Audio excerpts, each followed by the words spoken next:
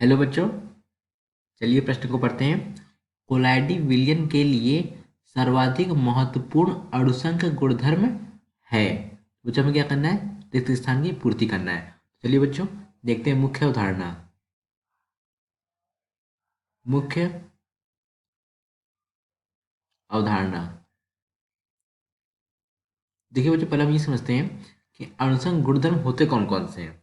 पहला तो हमारा है, क्या है? वाष्प दाब में कमी। वाष्प दाब में कमी। दूसरा क्या है? दूसरा क्या है हमारा? दूसरा है हमारा क्वथनांक में उन्नयन। क्वथनांक में क्वथनांक में उन्नयन।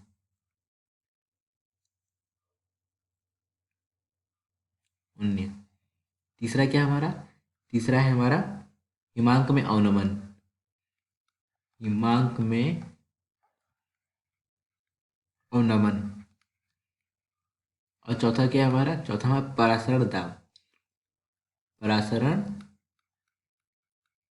दाब। अब ये कह रहा है कि सबसे अधिक महत्वपूर्ण जो होता है वो कौन सा है अणुसंख्य गुणधर्म। तो हम यहाँ पे समझते हैं। देखिए देखिए बच्चों, यहाँ पे हमारा जो अणुसंख्य गुण होता है, अणुसंख्य गुण, वो किस पर निर्भर करता है? वो निर्भर करता है कणों की संख्या पर। अणुसंख्य गुण निर्भर करता है कणों की संख्या पर। अब देखिए यहाँ पे अगर ये कणों की संख्या पर निर्भर कर रहा है तो अब हमें क्या है? हमें ये पता है, क्या पता है? कि जो कोलाइडी कण होते हैं, यानी कि जो कोलाइडी कण होते हैं, कोलाइडी कण, ये कैसे होते हैं? संगुणित रूप में होते हैं। संगुणित कणों के रूप में होते हैं। अब जब ये संगुणित कणों के रूप में होते हैं, संगुणित कणों के रूप में, अगर बच्चों यहाँ पे हम दो विलयन लें, कौन से लें? एक वास्तविक विलयन लें और एक कोलाइडी विलयन लें, तो अगर वहाँ पे अगर निश्चित द्रव्यमान कर देंगे तो वहाँ पे हम क्या देखेंगे? जितने भी अणुसंख्य गुणधर्म हैं इन सब का हम क्या कर सकते हैं? मापन कर सकते हैं। लेकिन परासरण दाब का हम मापन नहीं, ये तीनों का हम क्या का मापन कर सकते हैं? मापन नहीं कर सकते। केवल किसका कर सकते हैं? परासरण दाब का कर सकते हैं। क्यों? क्योंकि वजह जो हमारा जो कोलाइडी कण है ना, वो संगुणित कणों के रूप में होता है। क्या होता है? संगुणित कणों के रूप में होता है। कि इसका मतलब क्या हुआ? देखिए इसका मतलब ये हुआ, कोलाइडी विलयनों में, कोलाइडी विलयनों में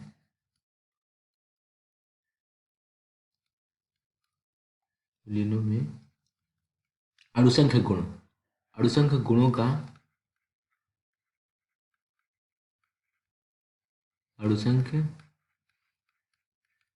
गुणों का मान मान कम होने के कारण, कम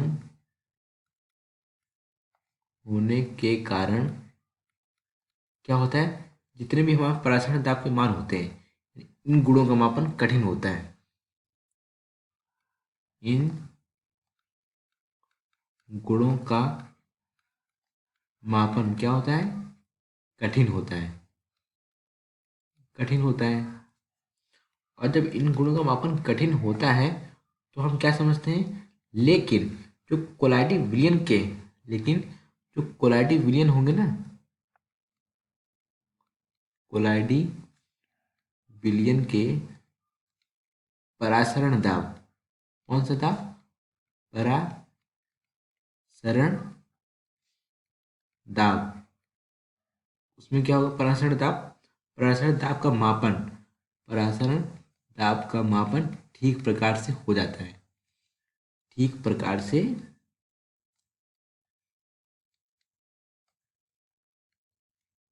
किया जा सकता है या हो जाता है, किया जा सकता है।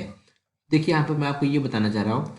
देखिए अणुसंख्य गुणधर्म हमारे कितने? चार है। चारों में से हम इन तीनों का मापन सही तरीके से नहीं कर सकते। इन तीनों का मापन हम क्या सही तरीके से नहीं कर सकते? क्यों नहीं कर सकते? क्योंकि हमारा जो कोलाइडी कण होता है वो संगुणित कणों के रूप में होता है।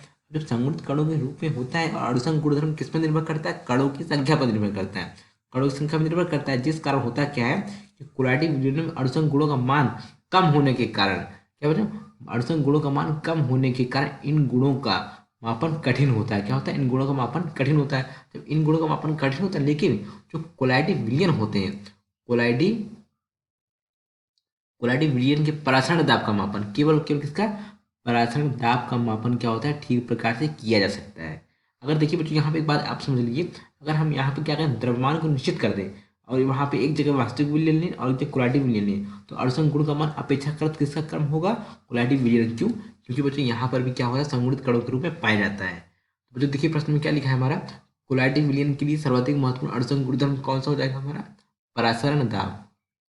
परासरण दाब हमारा क्या महत्वपूर्ण गुण है? क्यों? क्योंकि उसका मापन ठीक प्रकार से हो जाता है। अर्थात दिए गए प्रश्न का उत्तर क्या है? परासरण दाब। आशा करते हैं आपको समझ आया होगा। धन्यवाद।